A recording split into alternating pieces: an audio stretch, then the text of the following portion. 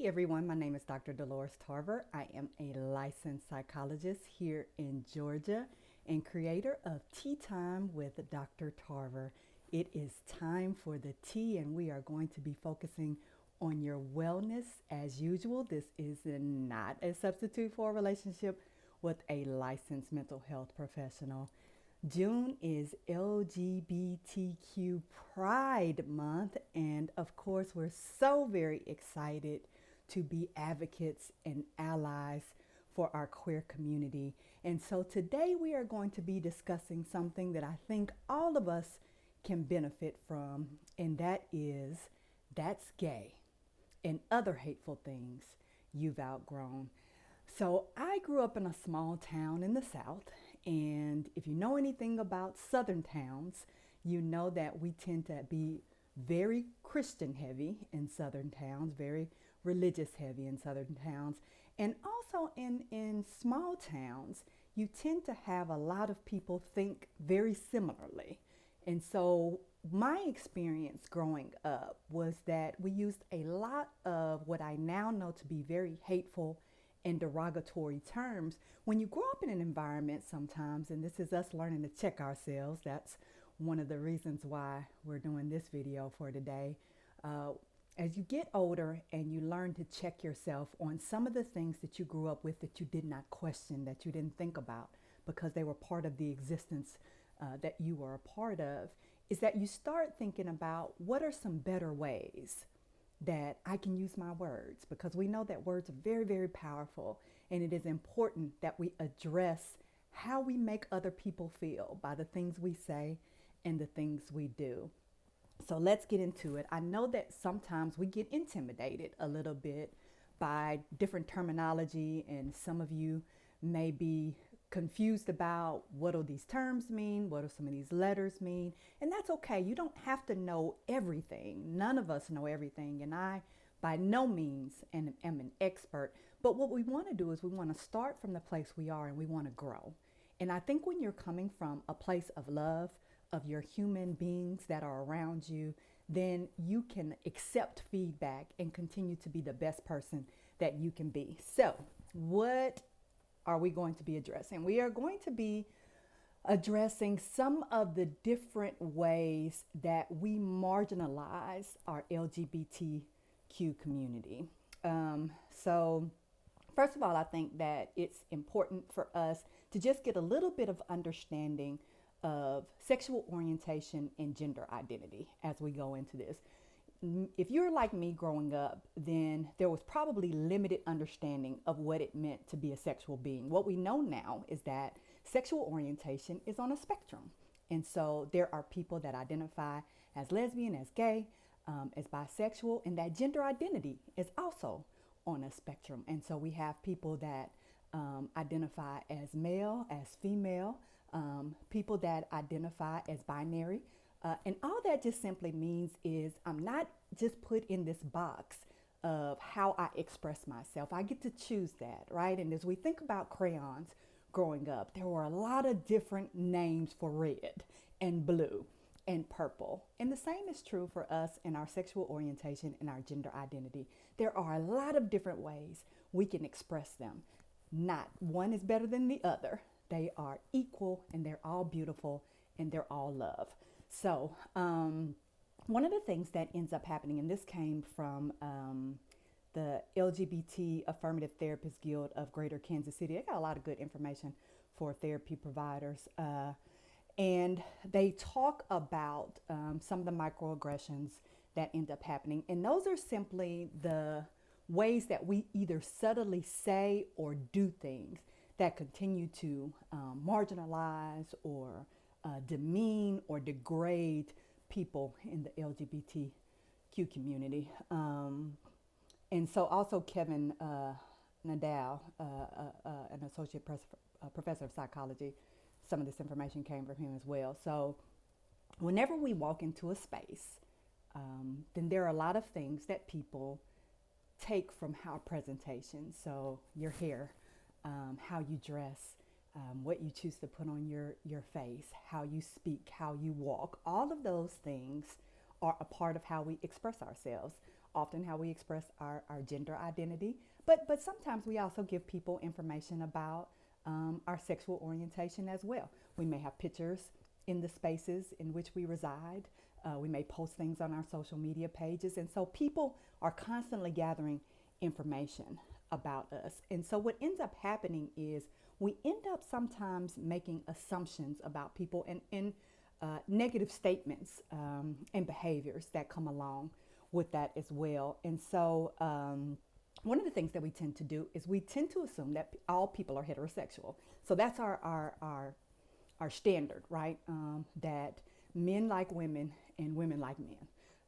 But that is not true, right? So again, if we think about a spectrum, then there are a lot of different ranges of which people can be attracted and express their love to various people. And so we don't want to make a statement when we, especially as we're first meeting people and getting to know people. One of the things we like to ask people is, oh, are you married? Do you have any children? One, we assume that everybody wants to be married or is married. And then two, we assume that everybody wants or has children. And those things are not true. We know that there are a lot of things that can be existing going on with people. We know that people often have miscarriages. We know that some people don't want to have children. There are people who are partnered, but they're not necessarily partnered in a heterosexual relationship, right? So we don't want to be making these assumptions when we're going into situations with people. And that's one of the ways we can kind of check ourselves and outgrow some of this outdated information that we have been exposed to. We also don't want to universalize the experience of LGBTQ people, right? So all of us are individuals. And one of the things you probably remember saying growing up is that you weren't like your brother, you weren't like your sister or your cousin or whoever you might have been compared to, a friend in your family. And so the same is true for people in the queer community. So we do not want to assume that everyone is the same. So no, not all gay people, no other gay people. Also, that this image we frequently see on TV of this very effeminate gay male who's the best friend, who goes shopping with you and gets mani-pedis with you, that is not the experience of all gay men. That's not the presentation of all gay men. And so we don't want to make assumptions about who a gay male is. And that goes for anyone in the queer community, whether that is a lesbian, transgender, any bisexual, right? So everybody has their own experience. And so as we think about some of the ways that we've learned information, they've often been, I think it feels like they've been like it's a cartoon. So we have these very exaggerated perceptions of who people are. Everybody's big and bold, and that's not true, right? So we know people are introverted. We know people are extroverted.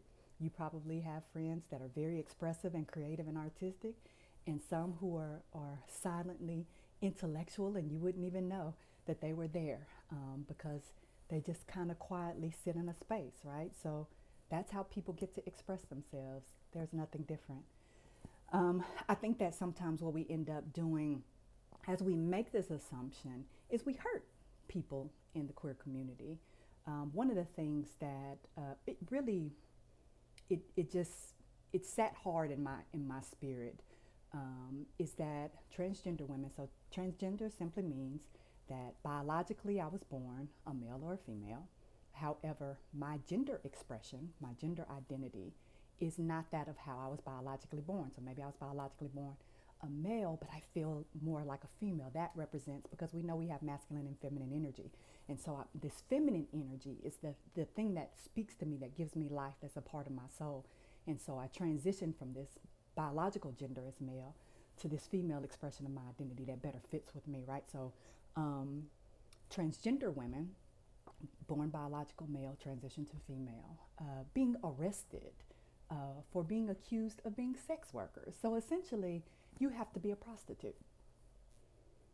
I mean, that just hurt my soul because we all know, as we're dealing with social justice issues, how hurtful it is to people to be falsely accused and arrested and mistreated. And so simply for just showing up being who you are. And so these are some of the issues that our trans community is experiencing, and we want to make sure that we dismantle any kind of ideology that suggests that a person needs to be arrested for simply being who they are.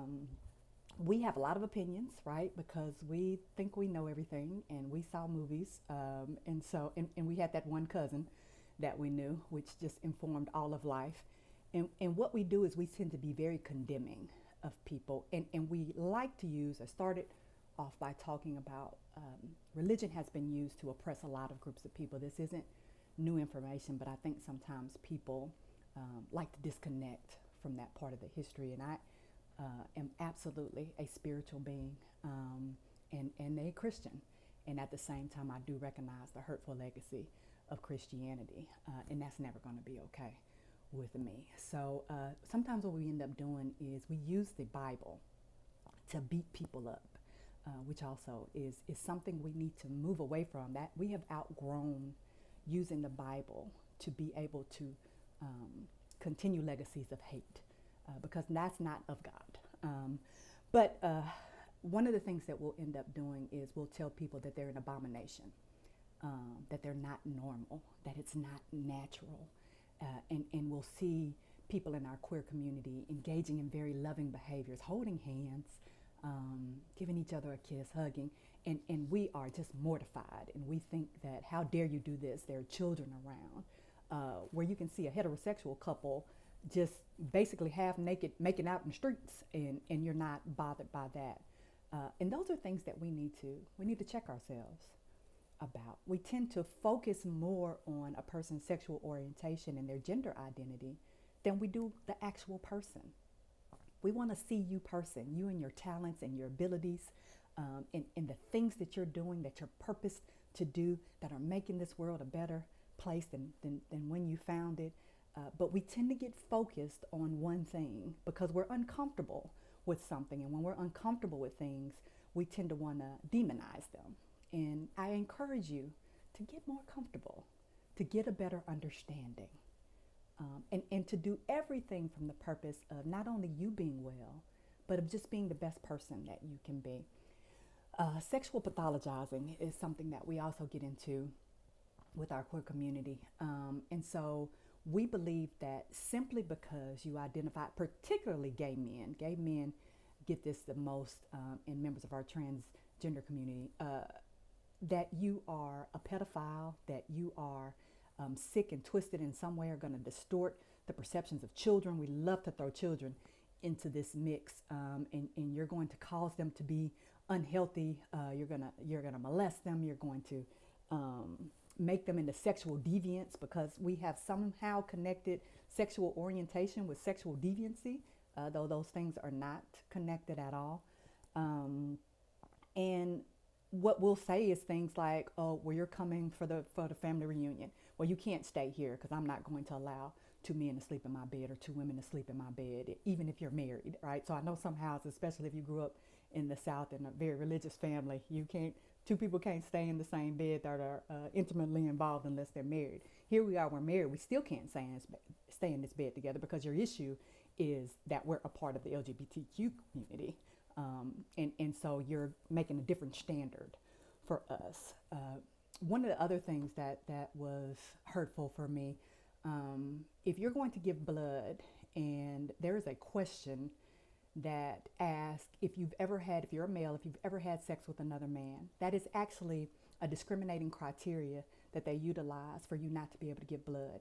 Not that you've ever been HIV positive or AIDS, have AIDS, but simply because you have endorsed that you had sex with another male, that can discriminate against you in terms of your ability to be able to give blood, knowing how much we need people to give blood. And here we are eliminating parts of the population simply because of a question like that. And that's one of the things that we don't do when people are heterosexual. We don't ask these same types of questions. We don't make these assumptions that you have HIV, that you have AIDS. And what we know about heterosexual populations is that we have lots of sexually transmitted infections.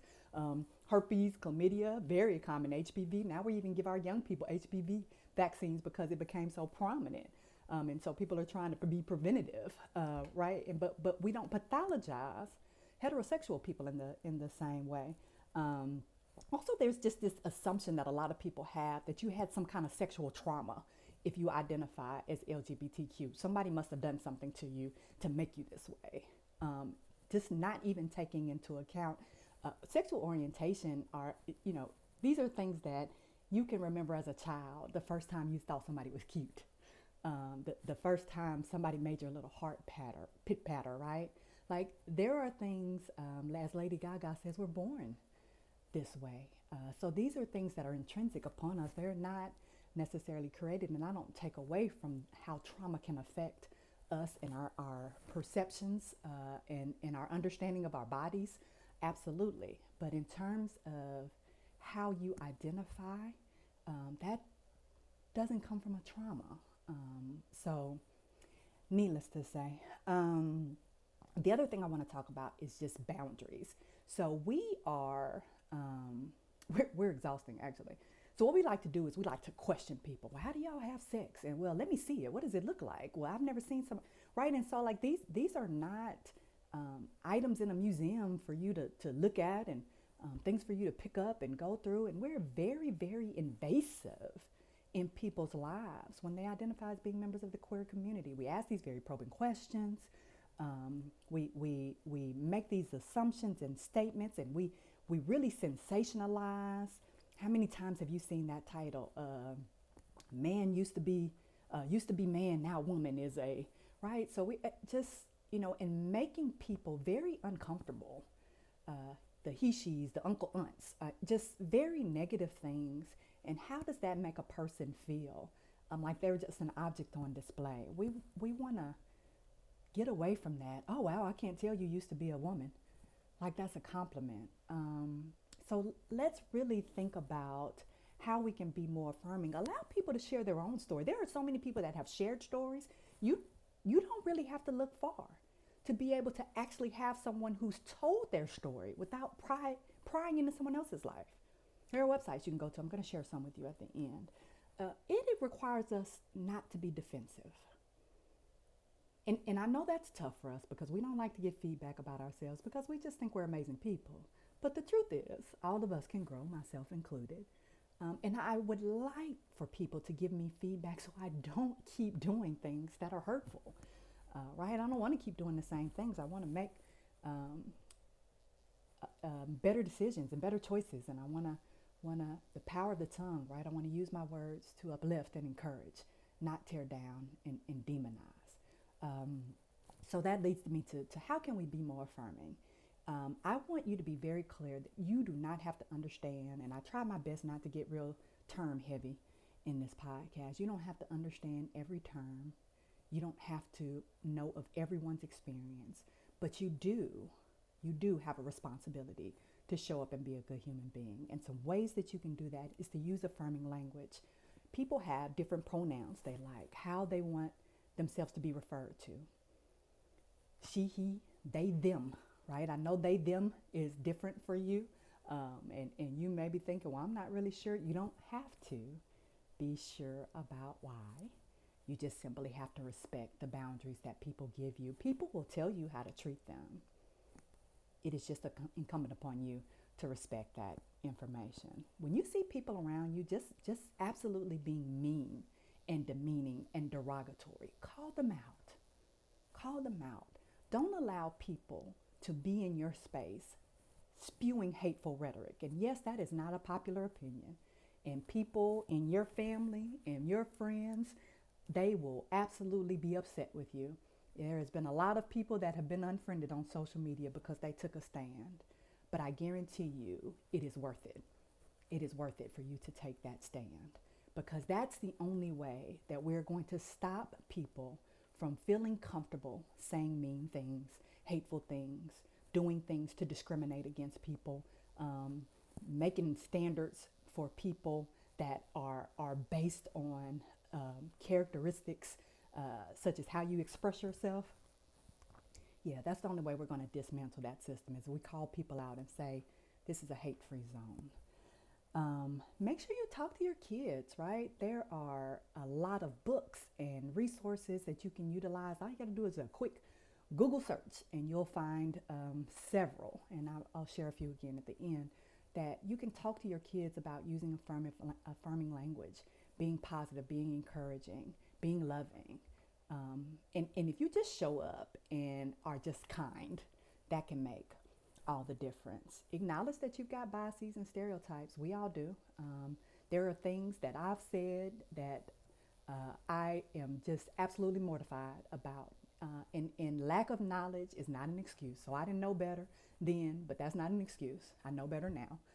And so it is incumbent upon me to make amends where I need to, but also to continue to grow again so I don't keep doing the same things. But that means that I've got to own some of the things that I have as a part of me, and be very, very mindful about how those show up when I'm interacting with different groups. Get that feedback from people and grow. But again, be very mindful of where you get your information from. Don't be lazy and try to ask somebody and exhaust them.